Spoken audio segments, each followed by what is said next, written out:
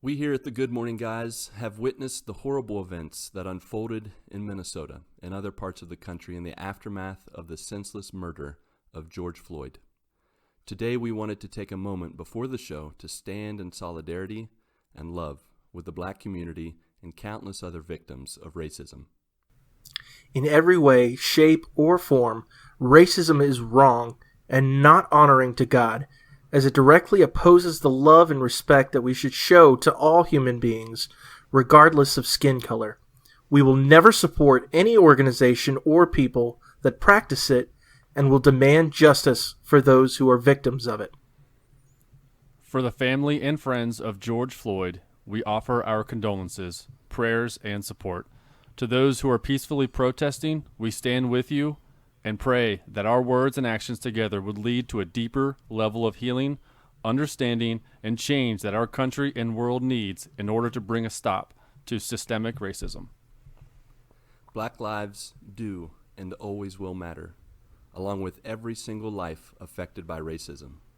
We love you and accept you for who God made you to be. Now let's start the show as we seek to continue giving positive and fun ways of connecting with each other. 1, 2, 3, 4.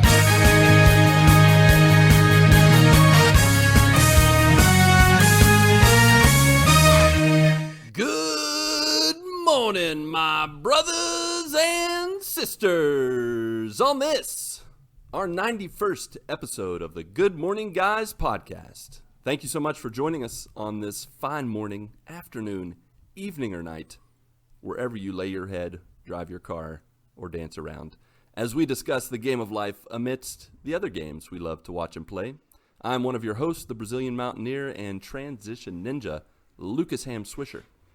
Also with us, the judge, jury, and executioner of Long John Silver's fake news and spoilers, Patrick Novosel. You know what? It's been a while since I've called out fake news and spoilers. You know, it has. We should been. just nix those and just make it the judge, jury, and executioner of Long John Silver's. Why would you ever execute Long John Silver's, though? Long John that's a Silver's is topic for fake another food, day. so It works. On his left and my right, the volleyball and beast of the East who can make you laugh in 3 words or less or your money back, Ronnie Johantges. hi. And our final member of the GMG Quadfecta, who's got music in his heart, Doctor Who on his brain, and La Carreta in his old stomago, Sir Switch Flipper himself, Marc Boucher. So glad you left that in. I love the wheezy laugh. He didn't see it coming. Oh, and it is fresh in my stomach tonight from about an hour and a half ago. There you Had me go. some La Carreta. Nice. Oh, but wait, before we continue on, we do have a 5th member of the GMG Quadfecta tonight. He's known by some as the Nerdy Nurse Iguana. And when he isn't busy saving lives like a real-life superhero or herding his kids like cats, you can hear him. You can hear from him as a member of the illustrious Infinity Bros podcast, Isaac Edlund, or as we know him, Isaac Holistic. Welcome, brother. Thank you guys for having me on. I'm really excited. Yeah, man. It's so great to have you here. How goes it in the great white north of Little Soda? It is pretty crazy up here, as most of you guys already know. But yeah, we'll get into that a little bit later. We will. Before we get into that, why don't you tell our little joiners now?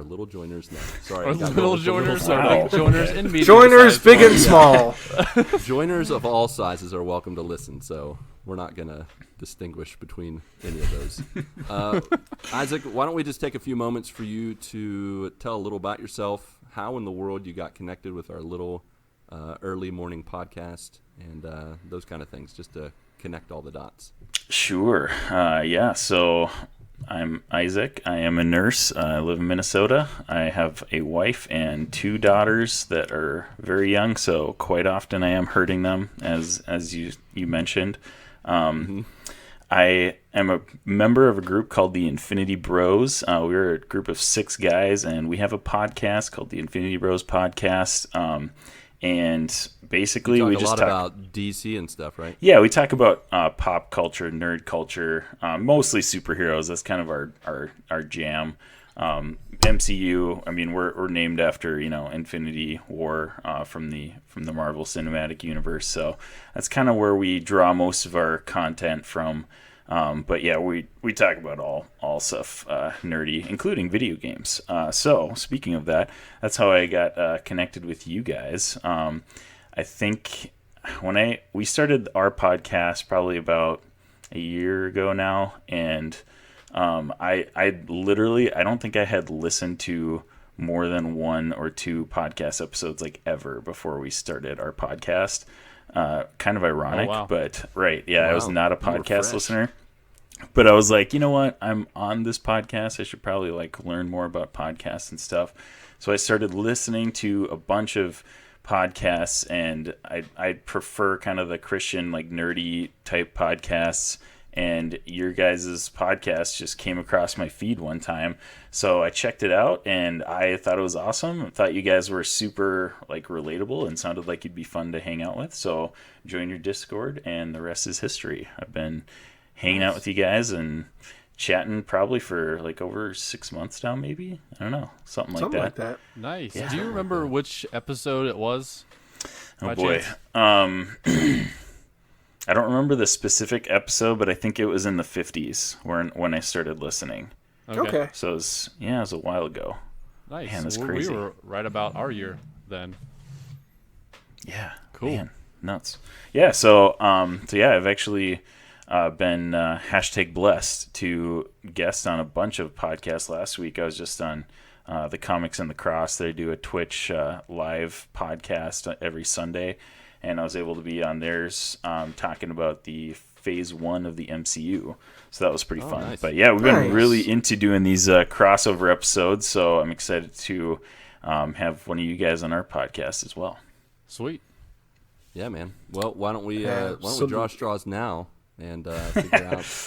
All right, who let's that's do gonna it. be. So, you ready? I was kind of thinking more of a fight to the death, but okay. but straws Yeah. will work too, I guess. So Waiting in this video whole time games, for you mean? that. Mortal Kombat! That'll work. Ow! All right. Well, Isaac, it really is good to have you on here. Good to have you chat with us and just share this time together. With that being said, before we jump into our updates and what's been going on over this past week, I did want to wish you guys a happy New Year's resolution recommitment day. Such an important holiday in our lives, but it just so happens that we're recording on the actual holiday when you can recommit to your New Year's resolutions. Oh, okay. And I'm pretty sure you guys are destroying those resolutions, right? I What's think the I've been doing oppo- pretty good. What's the opposite of recommitting? Can we go the other way? Decommitting. I officially Year's decommit to my New Year's resolution that I made. I think it's take it out back and shoot it. Old Yeller style. Old Yeller. Oh, poor old Oh, Yeller. Still Dang. Just made me I watched sad that all a of few a weeks sudden. ago. ouch. Listen, Lucas is the one that showed it to his kids, so, Don't try to throw me under the bus you just be driving right now. I didn't bring up old Yeller. Hong Kong. But yeah, so just wanted to wish you guys that, in part because I broke my 180 Bible reading day streak this past weekend. I was going strong. That's a legit streak right there. It was a That legit is. streak. I went 180 days, and I just got a couple days going where just life happens, and Yeah. I just got kind of sidetracked with things. But I'm committed to keep going. I'm going to get another 180 days, and hopefully, I think the last streak I did was 124. So Oh, blew that out of the water. each time, I'm just going to keep stepping it up till I hit 365, hit a full year. Cool. But Nice. alrighty, well, let's jump into what's new news in our lives. I'd say we could start with our guest, but since he's never updated before, do we want to start with someone more seasoned and sharing? Any volunteers? like Squinty McJones over here. Patrick Novosel. For those listening at trying to home, figure out what Patrick you are is the doing one and squinting. You are a transition ninja when we go to the topic, but whew, that was a rough one. That was a rough one. It's like, what am I saying? We're a tripling, a fumbling, a stumbling. I don't know. You're trailing off. Did I hear a niner in there? Good thing Mark can edit that out, right? Honestly, Good thing that's he what I've can, found but he won't. About being on a podcast is that a lot of times I just start talking and I don't know where I'm going, and I just figure it out as I'm going. I will say that I've been surprised in times when I feel like I'm a total train wreck. When I listen to it again, it doesn't always sound as bad as it sounds in my head. But then I find other take times out half of the stuff. it really does. Yeah. Don't you lie. You leave No, so much. I do not. You and your lies. I try to edit as little as possible. All right. Well, Patrick, why don't you start us out, buddy? What's been going on? Sure. What's new? Actually, this past weekend was the first time that we actually had dinner over my parents' house and my wife's parents' house since this whole quarantine thing happened like 3 months ago. So my mom called me. She was like, "Hey, are you guys seeing anybody?" We're like, "Yeah." Let's we're not. It's not like we're going out to a restaurant or going somewhere where we don't know where people are. Like my mom, she's retired and she doesn't go anywhere. She just goes to Kroger, and pretty much that's about it. So, and she practices her social distancing. So, and so does my dad and her parent and my wife's parents. So we're like, cool. Let's just have dinner, and it was glorious. It felt like it was back to normal. I know it was just our parents' house. It's not like we were going anywhere crazy or anything. But it was really nice to feel like, hey, the quarantine felt over for a couple days, and it was really nice. Nice, man. So so we did that. Also, my buddy Chris came over on Friday night. Couch co-op. And we played a little Yeah. Madden and you UFC go. again for the first time in 3 Nice. months. So it was fun to get right back into the swing of things. Now, it was you guys awesome. you were playing 6 feet apart, right? And you both had masks on, and Heck no. I was going to say, yeah, none of that happened. that's right. Yeah, I don't have like an 8-foot couch, so. Fair enough. But yeah, we were right back in the swing of things. We turned on Madden, and the first pass on offense, because we play on the same team. First pass on offense was a touchdown. We're like, all right, this is great. Right back into it. Right back in the swing. We had a good Like time. a glove. Speaking of other games I played this past week, so Minecraft Dungeons came out on Xbox Game Pass, and my son is huge into Minecraft. So I was like, this is a co-op game. Doesn't seem too hard. Looks like a Diablo light kind of game with Minecraft aesthetics and visuals. So turn it on, and it's like if you've ever played a Diablo game or a certain RPG game or whatever, you can upgrade your gear, whether that's in Minecraft Dungeons. You can upgrade your shield, your sword, or your weapon, whatever that is, and then you also have a bow. So as you level up and loot starts dropping from mobs that you are defeating, you can continue to level up your character. Also, there are also 3 what they call artifacts, and in those artifacts they have different, I guess, boosts to what your character can do. So it could be you could have, I don't know, a boost in health.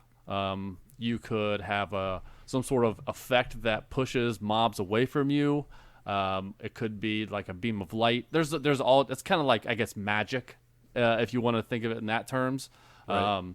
So we played about, I think there's maybe like 10 or 12 levels, and over the course of like 4 days, we got to the final level, and the final level was tough. We didn't beat it, so we went back to another level, replayed it to level up a little bit more, and then we went back to the last level. So at this point, I don't know what it is with the loot drops, but he was player 1. And player 1 always got the better loot, no matter what. Oh, really? Because when the loot would drop, they have like shared loot. And it says, all right, this drop is only for this player, and this drop is only for that player. So I can't pick up his stuff that drops. He can't pick up my stuff. So we know that we can't steal it, or like we can't steal each other's or take all the loot and then leave the other guy high and dry. You know what I mean? Oh yeah. So he was a few levels higher than me. But with him being 5 and me being 30 something, it didn't matter to me that I was a little bit lower. He needed to be a little bit higher level. Yeah. You probably need that extra boost. Yeah, it was funny. Like the way they have like numbers for the level of your weapon or artifact or whatever it is. The higher level, the better it is. But he would call it defense. He's like, "Oh, that's 6 defense." He's like, "I'm gonna get that one. This one's only 4 defense." And I wasn't gonna correct him because I mean, in his mind, this one was better. So, but he was calling it defense. I don't know why he did that because I didn't say that. So I don't know where he got that from, but it was hilarious. And then we get to the final level, and we're about midway through, and we hadn't died yet. And you get like 3 lives. Once you both die 3 times, the level's over. You have to restart it. So we're halfway through, and we hadn't died yet. The first time we went through, we had died twice already by that time. So we were doing really well. And a loot drops, and it is like a level 27 sword. It has like max power. It has like max area effect. It looked like the best sword in the game. And so he grabs it, and he puts it in his inventory, and he sells his other swords because you can like salvage them, and they give you like emeralds which you can use to buy other things. So he puts it in, he equips it, and he goes over to enchant it, which is you can put like fire on it or electricity or lightning and things like that to make it better. So he goes over to enchant it, but instead of enchanting it, oh no, he salvaged it, and now he has no sword, no weapon. We're on the last level. Not Mark. And I was like, Mark. I was like, Clark, what'd you do? Dude, you just sold your sword. And so he's like, I am so sorry. Like, I was like, what? No, it's okay. You know, like, don't worry about it. But Patrick's like, I got my stuff. You're the one who got screwed. it's just a game. We can go back to another level and get another sword, buddy. Don't worry about it. So, but he had like a really good bow and arrow. And I was like, okay, why don't you equip your healing artifacts and put enchantments on your bow to make it where you're going to be like pretty much a hunter. So you're not going to be up there slicing because you don't have a sword. So we are halfway through at this point. He is helping me so much. I'm getting in there. I'm slicing him, and he's just doing far. Whereas great teamwork. We get to the final boss. We got to the final boss, and we beat the boss without him even having a sword, except there's 2 levels of the boss. Once you beat the boss, he brings in his buddy, and his buddy's like, all right, we're gonna beat you up. And we had no chance without him. So we went back and went to another level and went back, and we ended up beating it. But I'm like, oh, buddy, you just sold the best sword in the game. So I was like, well, maybe if we go through it again, we'll get that sword again. We didn't. Didn't happen. So, yeah. Man. It was fun. If you don't mind, I want to continue the Minecraft train that you started us on, Choo Choo, because my daughter, who is 10 years old, is officially a hardcore gamer and addicted to Minecraft. Ooh. I saw that picture. She made her own little Minecraft thing. Yeah, she is going. Is she playing on the Vita or the? No, she's playing. PS4? We're actually playing together on the PS4. Okay, cool. She's even after a week or 2 of really being hardcore. She's even gotten her brother, who at first poo-pooed it and was like, I don't really want to play. In part because the one time he played with her, she was bossing the heck out of him and just like, no, James, don't touch that. Go there. What did you do? And just like all that kind of stuff. He's like, I don't get paid enough. This is above my pay. I'm out of here. But yeah, Mark, like you said, she got out pen and paper on her own and went all 80s Nintendo style on us and just started when you're obsessed, taking notes. Yeah, passionate. And literally every moment she would say a word over the weekend, it had to do with Minecraft. She would just be like, man, if we can just get that carved pumpkin, I can make an iron golem. It's like, you both sound so amazing and ridiculous at the same time right now. Nerd! Yeah, this huge nerd. She's like all thinking about, I really got to find some diamonds. And, you know, she did that thing where she got all greedy and she's like, I got to find diamonds. She Googled how to find diamonds and she found like the perfect spot, but she started digging too far and all of a sudden I look over and she's plummeting towards lava and she loses everything she had in her inventory because there's no recovering. Once you lose it in lava, you're done. Everything you had was gone and lost. But she's Googling stuff. She's using pen and paper.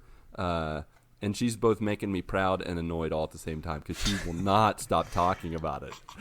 And I just, every time she says something, I look at my wife and just wait for an eye roll or wait for just a comment like, what have you done to our daughter? Kind of thing, Now, how did she get into Minecraft? Did she just watching videos or whatever? So what happened? There was a month or two. Actually, at the beginning of the quarantine, we had been talking, and I think when all the distance learning and stuff had started, she was really down on herself for social distancing, and having to do the distance learning, and she's having a hard time with classes. And she just one day she got really homesick, and it just came to me. I was like, you know what? What if we started playing Minecraft and we got on there and we started building the places you miss? And so we got on there to start building Mindy's parents' house. And it's actually it's kind of a bittersweet thing to do because they sold it last year, and they no longer own the property. It was the first house and property that Mindy's parents as missionaries had ever owned in their entire lives. I mean, they're 70-something years old, and it was their first. Like the first house they had owned, and they built it on their own. I helped them build it. So it was a really special house, even for me and for Mindy and the whole family. And Natasha's like, yeah, let's start doing that. So we start building, and after like a couple sessions, she's lost. She's like, she's like, what am I doing again? You know, the whole like the gathering of supplies and then going over and building. She's like building really slow. And at some point she just starts learning the game and starts discovering, when I combine this and this, it makes that, discovering new creatures. And all of a sudden she gets into the adventure and the discovery of the game. And it's from there that she got really addicted. Meanwhile, I'm still building the house that we originally said we were going to do. Yeah. And she's like, I think just today, after 2 weeks of solid adventuring, as she calls it, I'm going on an adventure, Dad. I'm like, that's fine. I'm still working on the house over here, sweating away while you're going on an adventure, which she dies half the time. It's pretty funny. And it's cute because she goes with it. But yeah, nice. So that's been our fun with Minecraft. That Minecraft Dungeons does sound pretty fun, but we're definitely having fun playing the old school Minecraft, as it were. So let's see. Mark or Ronnie, who wants to go next? I shall take the floor. All right, take it, Mark. I will volunteer as tribute. Yeah, as you guys heard last week, I had my annual vacation to the beach in the Outer Banks of North Kakalaki, which was awesome. Unfortunately, it continued to rain the whole week, which was kind of a bummer. But yeah, that's a big bummer. It was still really enjoyable. I was glad to just have the time off and get away from Lynchburg and the house, which was very, very familiar to me, even though I was working because of quarantine and all that kind of stuff. It was nice to be in a different setting with family and just relax and have no agenda. So that was certainly awesome. Spent a lot of time with family, ate a lot of good food, played a lot of Apex, which was, of course, a lot of fun. Also, got started on a little game on Friday called The Last of Us. Heyo. I think I've talked about just some game you've never heard of. It doesn't matter. Is it the best-selling game on PlayStation? Great description. Probably. Probably. You're really good at those elevator pitches, Mark. For all you know, Ronnie might have bought a PlayStation 4 tonight if you would have sold him on it, but now you've ruined it. All right, well, I can give you the real elevator pitch. Yeah. No, there's no chance of that happening. Basically, You're good. oh, you're good? You got it? Okay. Yeah, he was just kidding. Okay. Oh, yeah. I'm not going to buy one no matter what you say. Wow. If you buy one, it will solve world hunger. Hey. Oh. Yep. That's still... Jeez. Probably good not enough. still. It's like, Probably not. no, I'm out. Wow. Yeah, but what's it going to do for me? Oh, yes. Jeez. Showing our true colors. Oh. Good old shellfish. But yeah, so I started playing The Last of Us on Friday. Unfortunately, I probably would have started earlier in the week since I had so much time on my hands. But the problem was there were lots of children around, and so it's kind of hard to play that game when you have children around. There's a lot of violence and gore and plenty of swearing. Oh, but the clickers are so cute, and their little those little sounds they make. Oh yeah, it's wonderful. Yeah, so family friendly, let me tell you. But managed to sneak away into my room because I couldn't play video games in our bedroom for the time that Kristen was there. Kristen had to leave the trip early because she had to go back to work. So she left. We were there from the beach. Now I understand how you got that gaming time in because she left early. Yes. It all makes sense now. Well, so here's the thing. Basically, I could play video games. I just couldn't play in our room because a lot of times, that was her place to kind of chill out by herself, or she was sleeping. So, or I was doing stuff with the family. So you couldn't play. Basically, I couldn't play. I couldn't play that particular game. Now I was playing Apex out in there's a main sitting room where there was a TV and stuff where I could play that. But of course, being out there, the kids are running around and stuff. So by the time Kristen left and stuff, I could take the PS4 into our room and play. So Friday I got started on The Last of Us, and just based on my playthrough this time around, it looks like I had only gotten through about the first hour and a half of the game before I stopped the first time and lost interest. Yeah, man. You didn't even let it breathe. Yeah, the game still, to me, kind of got a slow start. Now that first 5-10 minutes, yeah, it's heart-wrenching, of course. And obviously I'm not going to go into spoiler details, but, stuff happens. Save it for the podcast. Yep. But after that, it felt kind of like a slow burn for me. But after I pushed past that point where I stopped, it started clicking with me, for lack of a better word. And I started having fun with it, to where, I actually felt the pull to be able to man, I want to play this. I want to keep going on. And so, certainly kept going on it.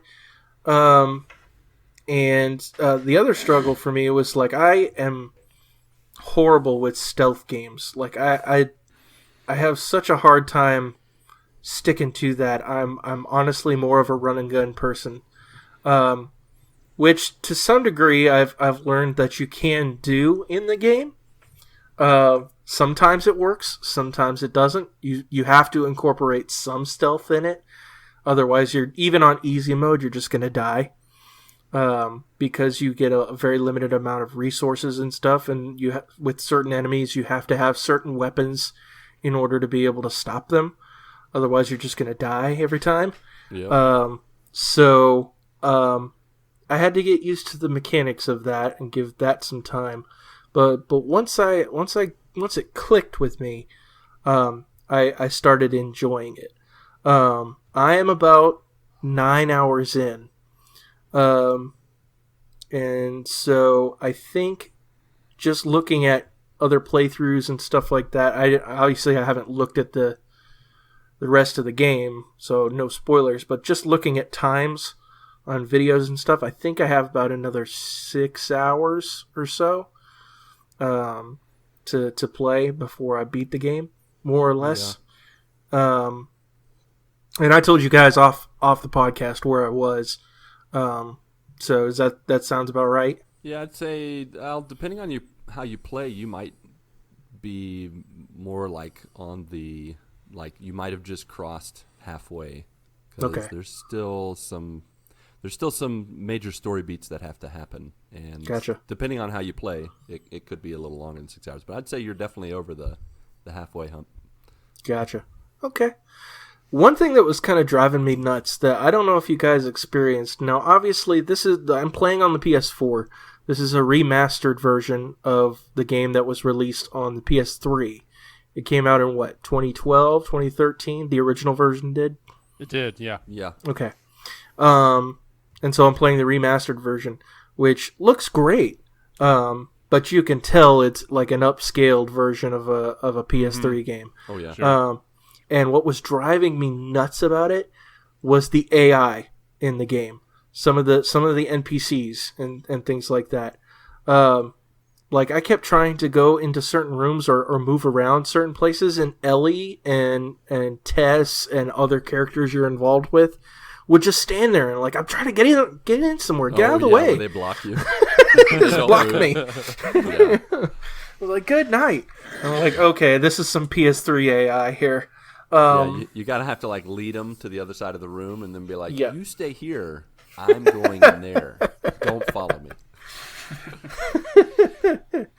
But then sometimes Ellie would take her good sweet old time to I'd get full on across the room and I'd sit there waiting for her to get there. Yeah. Well, there's actually throughout the game, there's moments where if you kind of linger or you find her in the right spot, you can press triangle to have a conversation or hear a joke from her.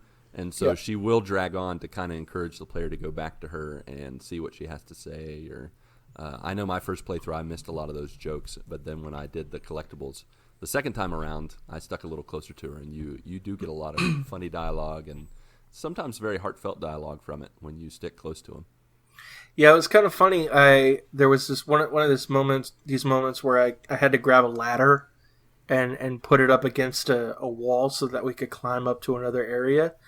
And I had grabbed the ladder and put it up against the wall.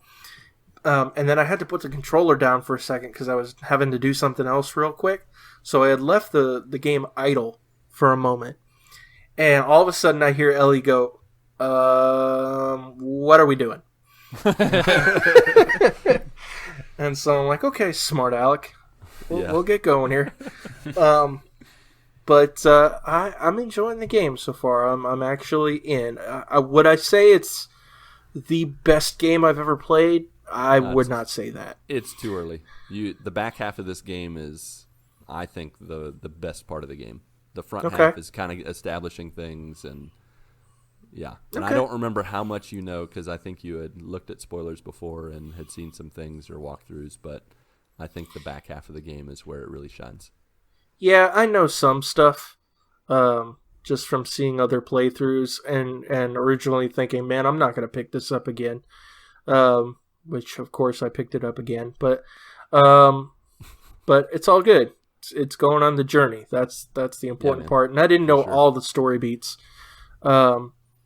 And it's been fun so far. I'm gonna keep going with it and probably knock it out. I know we're trying to have it all done because I think you're playing through it as well, aren't you, Lucas? I was, but my gaming time is limited, and actually I've realized that if I don't focus 100% on that hard playthrough of Final Fantasy VII Remake to get that platinum, I'm never going to do it. Or I'm not going to do it for a long time. the kids give me limited time. I get like a window. If I can get up at like 5 o'clock in the morning, I can get a solid 2 hours before my daughter wakes up at 7 o'clock on the dot. She has like an internal alarm clock. It's infuriating.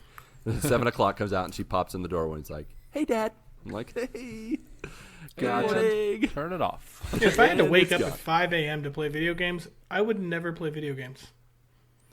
I be haven't over-passion. done it very much, honestly. I usually get up. I can get up at like 5:30, 6 o'clock solid and get a good solid hour. But with Final Fantasy VII, it's a little tamer. I have to put it on mute sometimes when Barrett's in the room. But other than that, the game's pretty tame. So, yeah. But yeah, I'm going to keep going with it. Nice. That's pretty much it for me. cool, man. Ronnie, how about you, brother? What have you been up to? Well, on the game front, I played a little bit of Ark here and there. It has slowed down a little bit. So I've played that a couple days. I've taken a couple days off as well, which is abnormal for the past like month or two. Mm-hmm. This weekend was the first weekend we really got out like with friends. We went out and we went kayaking on the Little Miami River. Ooh, nice. Yeah. Okay. It was really fun. It was with some of our close friends and some other friends from volleyball, and it was a blast. It was really fun. I think the actual trip was like 8 miles. Oh my.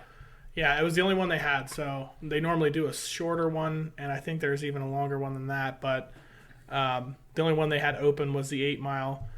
So we did that. It actually wasn't that bad. I think we got there about 10. We finished at around 4. So, I mean, it was a full day. That's good. Yeah. Yeah. Out on the water. A ton of sun. Ton of drinks also. That got me pretty good. Zimas. Yeah, yeah. The old Mike's hard. Pounded Yeah. those. Pounded the Zimas on the kayak trip. No, it is funny. Every single time I go kayaking, at least one time, I always tip over. At least. I don't know how this happens, right? Usually Probably 'cause it's, of drinking. I mean, that, The Zimas will tip over that kayak. honestly, real fast. that's a fair thing. I like to feel like when I'm drinking, I'm maybe more in the zone, though.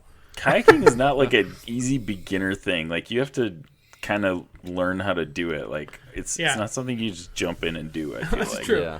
Takes That is special true. balance. It takes some getting used to. And like we usually go a couple times a year now, so like I don't really have that excuse anymore. But normally I get into the rapids and end up like getting a little bit sideways into like some really. When I say rapids, I mean like really small rapids. I'm not talking about like white capped like just treacherous rapids. I'm talking about very Not small. Deliverance-sized rapids. Yeah, I'm not talking about that, right? There's no waterfalls in this scenario.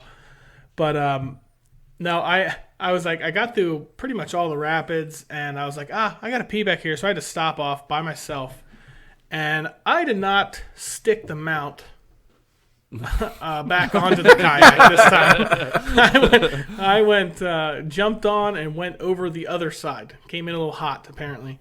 Mm-hmm. And I went under, and when I went under, I guess I had my mouth completely wide open, so I gulped just an absolute huge gulp of that water, which was awful. Which is only really 50% water. It was. Yes, I mean, it's I other don't know. things. It was bad. It was Fish horrible. excrement. But we had a good time. We did that. We went to a friend's. A little bit later, but that's pretty much it for me. That was the first time we had actually gotten out. And That's it was awesome. really nice. Like Pat said, it is nice to get back into like the swing of things and where things feel a little bit normal. You can just get out of the house for a little while. It's pretty awesome. But yeah, that's pretty much it for me actually. All right. All right. Cool. Well, with my family, we are still sticking with that social distancing, living in the house. Brazil is not doing well with social distancing. The COVID numbers continue to rise. I've definitely gotten a number of messages and, messages of concern from friends, family. Some people that I haven't talked to in quite a while are like, man, I just saw Brazil on the news and it's not good. Are you alive? Are you doing well? I'm like, yeah, we're doing all right. And thankfully on our end, we're in the southern part of the city and it's pretty quiet. Like not much is really happening, probably every couple days. The kids and I will go on a walk, or the other day I went to the bakery. And really, the only action I got out of that was I definitely walked by a rat, and I might have peed my pants a little bit. And, ran away like a little girl. No. Was it an ROUS? It felt like it was that big. It was in like poor Ratatouille. Yeah, it was definitely not Ratatouille. Not cute whatsoever. It was in some grass, and I just kind of looked over. And Wait. What did you say again? It was in some grass. There was a grass sighting. I forgot. So here's the thing. That's why they all With this whole quarantine thing going on, as you know, life finds a way, and like all the wilderness and animals are returning now that people really aren't using driving that as line. much, and so the grass is slowly returning to the city. And so yes, there was some grass, and the rats. There was a rat in the grass. And actually, what's funny is I went back to the house because I had forgotten my mask, and got my mask, and I definitely went the opposite way to the bakery. I did not walk by. I did not walk by the same way. I did not want to see that rat again. It was no bueno. In other not related news, some non-gaming related news, my wife and I just tonight finished the Chicago Bulls dynasty-centric documentary, The Last Dance. nice. And How did you watch that? Was that on Netflix for you? that was Swisher on Plus? Netflix for us. No. Oh, was Plus, it? baby. Oh, you didn't have to pirate it. Okay. No Swisher Plussing, no Brazilian pirating. We did it the honest way. It was nice. It felt really good. And, Cool. No, but It's good when you do the right thing, Yeah. isn't it? it does feel nice when you do the right thing. And I'm sure a lot of you guys maybe watched it live when it was showing up week by week and all that jazz, but we hadn't watched it, and I didn't realize it was on Netflix. I thought for some reason it was on Disney Plus. Was that true, or has it always been It's on on Netflix? ESPN Plus, which is connected to Disney Plus, but it's not on Disney Plus. Okay, and that's why I guess Gotcha. that's why I thought I knew it was associated with ESPN, so I maybe I just assumed it was on Disney Plus, so I didn't even look for it. And then when I was talking to Mindy about it, I'm like, we need to watch this Last Dance thing. Let's load up the Swisher Plus, and she's like, oh, it's on Netflix, and I'm like, oh, the guys are going to be so proud of me when I'm watching it. But man, that was so intriguing. There were so many things that I had forgotten about the Bulls dynasty, about Jordan's career. There were things that I did not pay attention to or get as a kid. When I was growing up in the 90s, I watched every one of his championships and saw a lot of those games. Man, he was competitive, and man, did he, and I mean, you know this, but man, they have mouths on them. Like, we're watching it, and it's like unscripted, unbleeped, on everything else, and I'm like, yep, there it is. And then Rodman comes on, and I knew Rodman was Rodman. Rodman's Rodman. But woo, some of the things he did and said, man, he was the life of the party. But that was so good, and so it was so nostalgic to watch. I really enjoyed it. And so Mindy and I really enjoyed that. And other than that, still, of course, playing Dead Cells. They got an update, and in this update, they brought new monsters, new enemies, and they have a weapon and an outfit inspired by Half-Life. Did you guys ever play the Half-Life games back in the early 2000s? Yes. Yeah, I did did you, not. Ronnie? Oh. I I did actually not did. suspect to hear Ronnie say yes. I actually did, yeah. So, since you played, was it the first Half-Life? How many are there? Because it may have been the second. I think there's two. Is there only two? Then it was probably the first one. two. I and think a there was Half-Life 2, and then episode. Half-Life 1, and then 2 is like episodic, isn't it? Yeah, it's like 2 episode 1. So yeah. Well, fittingly enough, with the update, it's a crowbar as the weapon, which is very fitting for Half-Life because that's your go-to when you run out of bullets and all that stuff. You have a crowbar as a weapon. So it's pretty fun. And of course, but I won't continue with the Dead Cells talk, even though I could do a spoiler cast. All right, moving on, and finally getting to our brother Isaac. We're giving you lots of warm-up time, lots of time to prep. Yeah. And figure out Now what I you know wanna how to share. give an update. I've heard Yeah. all the experts give So updates, and that's now it's right. my turn. Now it's your So turn, buddy. I better not blow it. So tell us how life is in Minnesota. I know that there's a lot of things to share. So Yeah, I won't go back too far, but just the past week, it's been pretty start nuts at the here. very So. beginning. Oh, you Tell want us me to start at about the beginning? your- Okay, well, all the milestones. back in 1991. Oh, you young buck, born in the 90s. I am a young. So like we said before, I'm a nurse, so I work at a hospital here in Minnesota, and it's not one of the big. I live in a suburb about half an hour west of Minneapolis, so it's not one of the bigger hospitals in the Minneapolis-St. Paul area, but we still are pretty affected as is the rest of the healthcare system by this whole COVID stuff that's going on. So the past week and a half, I've actually been working with positive COVID patients in the hospital. So it's been crazy. We wear a lot of personal protective equipment, and I've posted pictures on my Twitter account of me all dolled up in a gown and mask and face shield, and actually my facial hair is fitted to my N95 mask. I usually have a full beard, but I had to shave parts of my beard off so I could get a nice seal on my N95 mask. So That's a good call. I can't tell you how cool it is when you see guys with a mask on and their beards like pushing the mask popping forward, out. It's like popping out the sides. I'm like, is that really not really helping that much, but especially the N95s are special. Like they like actually fit test us for those masks to make sure they have a good seal Custom fit on them. So yeah, basically. Fancy. Because they're supposed to be made for airborne particles, and so you need a really good seal. But anyway, so yeah, it's been crazy at work, and I've been working a lot, a little bit more than I normally do. I normally work 3 12-hour shifts a week, and I've been working just like one extra 8-hour shift along with my normal hours. So it's been pretty busy, and then on Thursday night, luckily I wasn't working, and we're far enough out of Minneapolis to where we're not really affected by any of the protests and riots and stuff that are going on here.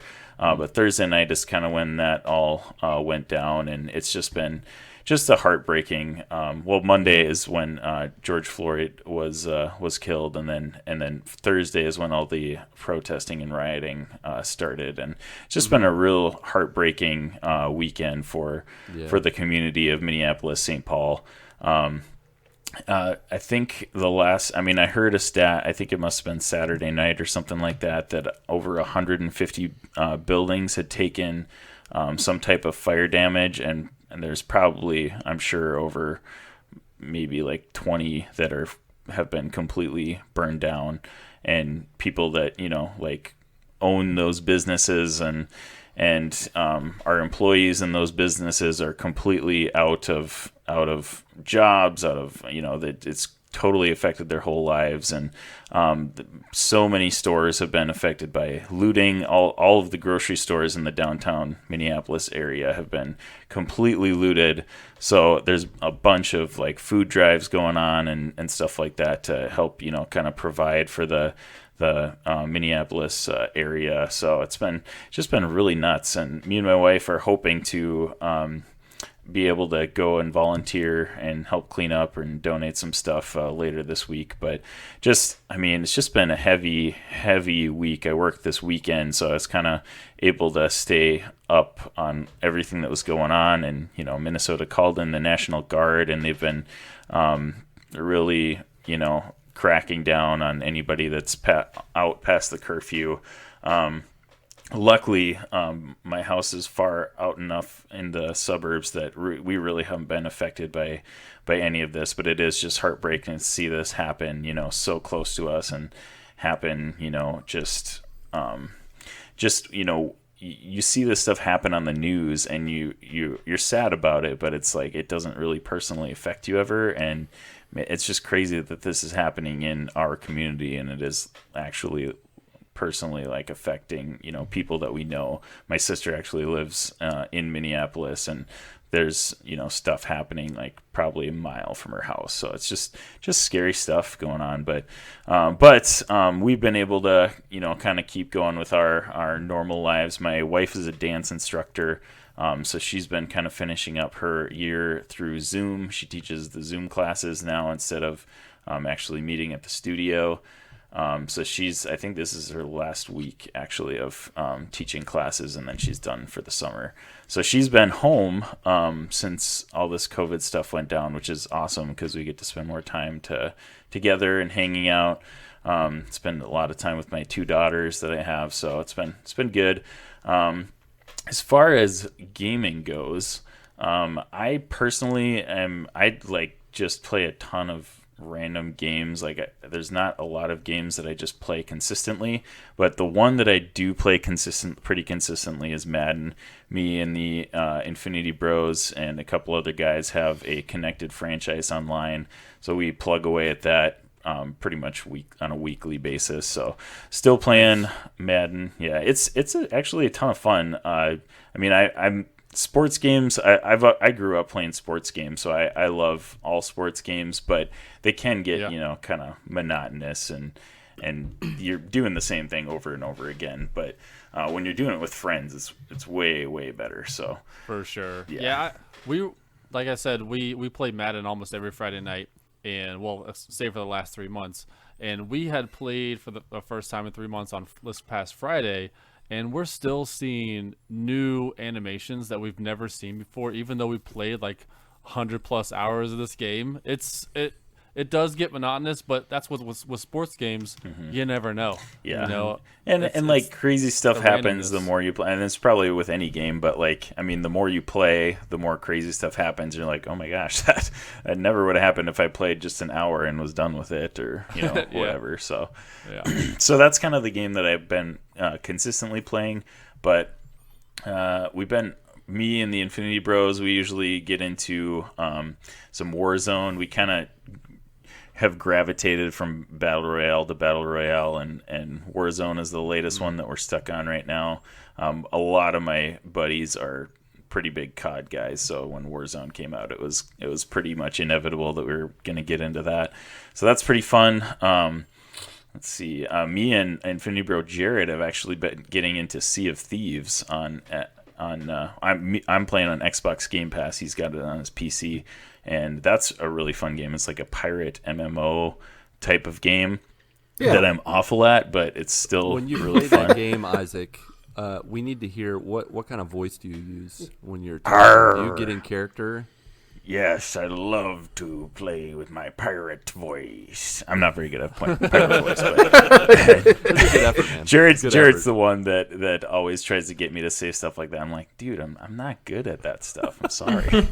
Actually, it's Swap funny the because deck, matey. on our Twitch channel, we have they have things for affiliates called channel points, and if you watch, you earn like 10 channel points per 10 minutes or something that you watch. And for some of the rewards that I set up do an impersonation of like a celebrity or sing a song was what the other one that I like a customized song. And I set those up because I was like, whatever, who cares? I'll do them even though I'm terrible at them. And Jarrett also streams on his PC like once a week too. So he was just like, wait, you did this without even like talking to us about it? It's like, I guess I did. Sorry. So every time he streams on Tuesday nights, he's streaming Pokemon Fire Red, and every time he's on and I'm not able to join in, I always make him sing a song and do a celebrity impression because I have a ton of channel points. So, yeah, exactly.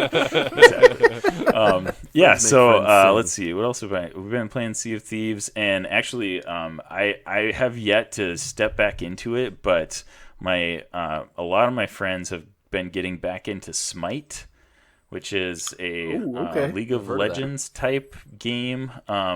Where you kind of play as a hero and you're playing with a team of heroes against another team of heroes. And I played a tiny bit of that, probably last year at some point. Like, I just kind of was checking it out, and I had never played League of Legends before, so it wasn't like a huge draw for me or anything like that. And it was okay. I didn't mind it, but as most games that I play, I think they're just more fun with, playing with other people. So now the fact that a bunch of my buddies are getting into it, I re-downloaded it just today, so I'm probably gonna try that out a little bit with some friends this week. So that's kind of what I've been into gaming lately. Oh, and I do have a Switch, and I've been plugging away at Marvel Ultimate Alliance 3. Nice. Which I wish I had put more time into, because the game itself is awesome. I love the original Marvel Ultimate Alliance games, and Yeah, I was gonna that's say the you reason played why. the original too. Yeah. Marvel Ultimate Alliance 2 is one of my favorite games of all time, because Civil It is War. really good. Yeah, Civil War is Yeah. one of my favorite. I don't know if you guys are. I know, Mark, you are, but Civil War is one of my favorite comic book runs of all time, and they did a really good adaptation of Civil War into that video game. So that's one of my favorites that that's one that I go back to like every other year or something like that, just to replay it. But yeah, so those are definitely two of my favorite as well.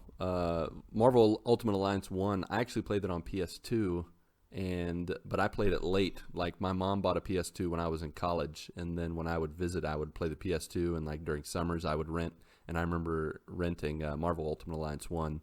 And then Marvel Ultimate Alliance 2, I played through it on Xbox, but then I tried to play it again with Patrick, and to this day, it left a bad taste in my mouth because Patrick and I could not get connected We need to online. try it again. I don't think you still have it. Oh, you guys Is couldn't it like really connect? worth trying again? We tried so much. Maybe we could try. Well, again, I've got it but- on my plate. You guys have it on your PS4s? I'm Yeah, assuming? we had it on. Yeah. We both had it Oh, on we PS4, could hook up and play that, It wouldn't 'cause that'd be connect fun. us. It was Oh, rejecting bummer. us. It was so sad. That is sad. Well, anyways, I've been. Did you play that with anybody online? Like, do you play multiple? No, actually, I online played with that. 3. Originally, like, we had a Wii was the first gaming console that I had growing up, and that's what we had this Ultimate Alliance 2 on, and I played a so you ton thought of all video games were motion controlled. Didn't all of them. Yeah, I was All of them, completely like- clueless. you picked up when a I PlayStation found controller out and you're, that like, there was waving it something around. I will say though, going to buying a Xbox 360 after I had my Wii, I was amazed at how much easier shooting games were on, Oh, I bet, on the yeah. Xbox 360. I was playing like GoldenEye with like Yeah, pointing it yeah. at the TV screen and stuff like that. Oh, It's it's so awful. hard. Man, I would have But loved to I been one still of your love that friends game, back but- in the day and see you like picking up an Xbox controller for the first time and like you're like moving it around and they're like, Isaac, what are you doing? What is You're like, going Isn't this what you do? You're like, Yeah, right. they're all motion controls. Yeah, right. So yeah, that actually is the game that I pretty much bought my Switch for, because I love the first two Ultimate Alliance games, and I'm almost a little embarrassed that I haven't made it all the way through Ultimate Alliance 3. I'm just kind of Yeah. plugging away at it, just slowly but surely. So, Nice. but yeah, I'm loving You'll that get there. game too. It's pretty awesome. It's like such a good, like, it's a perfect comic book video game, and it's like perfectly reminiscent of the first two Ultimate Alliance games. Like, it's a good combo of both of those. There's still some Nice. like funky things about it, but man, there's some good like nostalgia, and also just like it kind of plugs in a lot of the newer characters that we're seeing in movies and in media and stuff now. So it's really awesome. So that's what I've been pretty much playing lately. Nice. Yeah. A lot of stuff you playing. Yeah, you're just a little renaissance man of video games. Playing all I- kinds of stuff. I guess I didn't preface it, but like, I mean, the hours I put into video games are probably at the same or lower than your guys. I don't put that many hours into video games, but I play a variety of them. I got you, man. It's all good. Sometimes that's just, I mean, you're outnumbered with your family, so Oh yeah, there's there's nothing you can do about it. You just right. Yep. just roll with it. When your kids are Right. older And I like and all that stuff, it does get easier for the most part. Right. Yeah. I have this room that I'm in right now is my quote unquote stream room. I haven't actually streamed from here before. That's why I call it quote unquote. But but I have everything set up so I could bring, a TV and my PlayStation down here. But I feel like I would be so separated from my family, and I would, get loss of time, and it's when I can be upstairs, like playing the Switch or like even playing my PlayStation with just my headphones off, and I can actually be kind of hanging out with my family at the same time. I just feel like that's the better way for me to play video games instead of just being locked away in the basement, which I do on a lot of nights anyways, because I'm kind of a night owl. But yeah, so I haven't really moved all my stuff down here, and I think it'll happen at some point. But I kind of I'm wary that it'll take more time away from hanging out with my family. So yeah, I got you. That's a good way to be. I know for me. I think part of the ways that I keep things under control is I do, like I alluded to with Final Fantasy VII, I just play early in the morning. And then when my daughter and son get up at like 7:30 in the morning, I can't keep playing The Last of Us or, half or 2/3 of my games are knocked off the list because I'm not going to play them in front of them or, get in trouble with the misses because my son's like repeating something he heard in Call of Duty. That's all I need to deal with that. So, and my oldest daughter is 3, so she's starting to actually kind of comprehend stuff that she's watching and stuff like that. So I actually it was probably a couple weeks ago. I was playing Killing Floor 2. I don't know if you guys have played that. It's like a zombie wave game. It was free on PlayStation Plus probably a year ago or something like that. But I was playing some of that with some of my buddies, and my daughter comes out and she's just like watching me play, and I didn't even think anything of it for the first couple minutes, and then after a while I was like, I'm literally slaughtering zombies and there's blood flying everywhere. I should probably not play this with her in the room. And they're the characters too are not like I think they swear a little bit, and they're not like the cleanest character voices and stuff like that. So I was just like, oh, it's all good. I really gotta be a bit more aware of what I'm playing when my daughters are around. Totally been there. It's so weird. Like when I am watching something and there's cussing going on, sometimes I don't even hear it. But when if my daughter or my son are in the room, I have heightened awareness. And I'm like, oh nope, we gotta pause that. Yeah, it's almost like when you watch a movie with your parents and you're like, oh, this is the best movie ever, guys. Like, oh man, yeah, we should watch this together. And then you watch it and it gets like the awkward sex scene. You're like, oh my gosh, I did not remember this at all. Like this is the worst movie ever to watch with the parents right now. And it's just like silent and awkward, and you're just like, I totally forgot about this part. Real quick, I have to tell a quick story. When I was in college, I watched a movie that had Matthew Perry from Friends, and who else was in it? I think it was Elizabeth Hurley, and it was a movie where he was like, I can't even remember the name of the movie. Is this Fools Rush In? No, that's with Salma Hayek. That's older, back in the day. Elizabeth Hurley is I think it's Elizabeth Hurley. She's the one that played it with. She was Satan in that movie with Brendan Fraser. Oh, Bedazzled? Bedazzled? Yeah, so there's Bedazzled, but this is the one with Matthew Perry, which was okay. something totally different. Well, anyways, I watched this movie with a friend in college on an airplane, and we thought it was hilarious. And then some weeks later, I was with my sister-in-law and her husband. Go ahead, Mark. Serving Sarah. Yes, Serving Sarah. And so we watched this movie. It was hilarious. And then some weeks later, Mindy and I were hanging out with her sister and her sister's husband.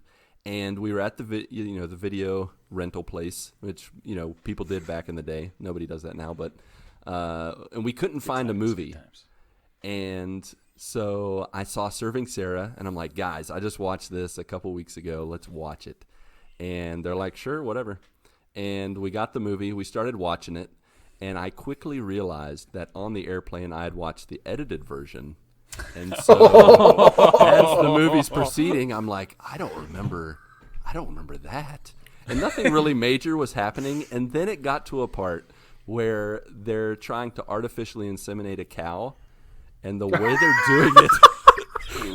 they're doing it is they get this animatronic cow, and all of a sudden it's like this real cow and a robotic cow are just going at it in the movie. And I'm just sitting there, and I look over at my sister-in-law and her husband, and they're just like, "This is quite the suggestion you made for us to watch."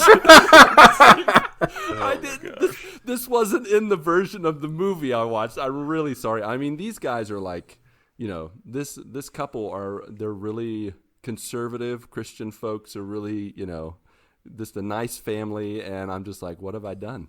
Just like, and they never came over again. Yeah, this is in college. I was dating my wife, and we were not married. I had not sealed the deal, so it was like touch and go. Is in those formative relationship years, and the years where you didn't want to, like, you wanted to impress your in-laws. Oh, yeah. I screwed that one up royally.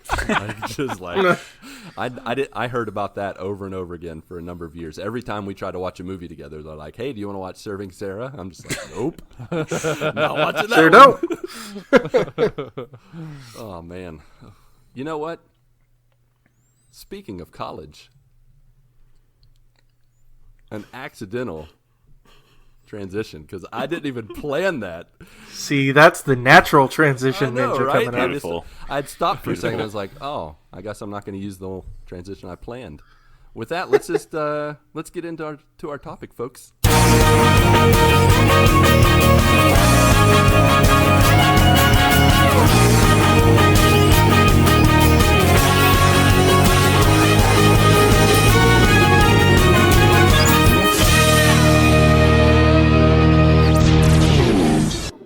That's right. We are talking about the college years. We've talked about elementary. We've talked about middle school.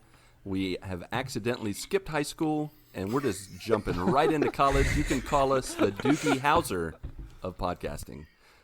And the three of you and the entire joiner will get that. The rest of you are like, "Who is Doogie Howser?" How old are you again? So back when the television was invented. No. All right. To start things out, we're going to let Isaac lead the way, but not quite in the way he might expect, because we're not even going to have a question about college. This isn't even a real show. That's right. It's all fake. We're not even going to post this. We're just I don't even know he got me for it, but We're just hanging out. Friggin' nutcase Travis Popsicle, he had this to ask on the Discord. He said, "I would like one of you fine hosts to come up with a question for Isaac Edlund that I would ask." and then he puts a question mark at the end of it, like I'm supposed to say that as a question. That I would ask? I would like one of your fine hosts to come up with a question for Isaac Edlund that I would ask. So there you go. That's your first question for us, for Isaac. So guys, what do you think Travis would ask Isaac? Whew. What is your dream car? That's a safe. That's way safer than I was going. Yeah, you're going way safer than what I thought Travis would ask. Oh, that's more of a Tim Holland question, I guess. But he's also got a nice car. He's got like a Camaro, doesn't he? I think so, yeah. No, he does. Yeah, definitely. Yeah. Isaac, that's a real question you should answer. Oh, that's a real question? Oh, okay. I was like waiting for... This is the part where you speak. Okay, we're let's gonna see. double up here. This is actually hard for me because I'm not like a car guy. So yeah, my man Isaac, yeah, you're not alone. I know nothing. Let's not be into cars together. Sweet. That's right. I'm like, I drive a Dodge Stratus. Dodge Stratus. I drive a Dodge Stratus. That's as far as my car knowledge 81 goes. Honda. How dare you? Okay, so when I was growing up, I always loved how the Dodge Viper looked. What? We are Yeah. brothers. I can't believe you just said that. For real? I love you so No much. way. No, I'm dead serious. That the That's- Dodge Viper is my car. That is that's so awesome. crazy. Keep going. Sorry. I'm Now, just so okay, so excited. now my dream car would not be the Dodge Viper.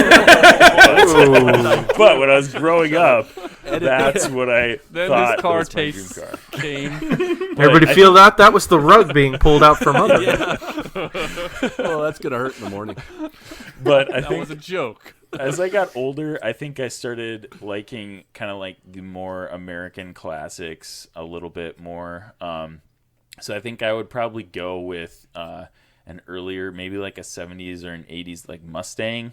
Or I really do like what Dodge puts out, like kind of their newer stuff now. So like a Charger or an Avenger, like a newer one would be pretty cool. Actually, my buddy Infinity Bro Robbie, he was getting, let's see, I'm trying to remember how that worked out. He was getting a new car or something, and they gave him a loaner for like 2 weeks. And he got approval from his wife to get a Dodge Avenger for the loaner, even though they have 2 kids. So it was like not ideal for the kid situation, but he was like, I've got 2 weeks to live it up with this car, so I'm gonna get a really cool one. So, and I rode in it with him, and I was like, dude, this is a sick car, and I would definitely not mind having it. So yeah, like an American classic from the early, maybe like 60s or 70s, or a Dodge Avenger or Charger would be pretty sweet. Yeah, I would say an Avenger car sounds Yeah. right up your alley. That would be sweet. Yeah. Maybe like a Dodge Avenger that is like painted in Avengers like Captain memorabilia America. and attire and stuff. I'm more of a Jeep Justice League kind of guy. Okay. Funny story about that. You know, Lame sauce. like I don't know how many of you. Got my Jeep. I don't know how many of you actually saw Batman versus Superman. Probably like wish I one did. of you. I saw it. Okay, I mean, if so if it is a true Justice League Jeep and it is comparative to the actual Justice League movie, then it won't last you very long. That is for sure. no. The wheels will fall off about the second mile. So just a heads up, I work for a Jeep dealer, so Well, I wasn't they sell speaking to the Jeep Batmobiles? part of it. I was speaking to the Justice League part of it. okay. Yeah, it was a hit on Justice League, not Jeep. Well, no. So in Batman v Superman, if you're like the very beginning of the movie, you see the whole like Superman versus Zod fight and everything that's going, but you see it in the perspective of Bruce Wayne, and he's trying to help people on the ground and stuff like that, and he gets off this helicopter or whatever, and he immediately rushes to his Jeep Renegade.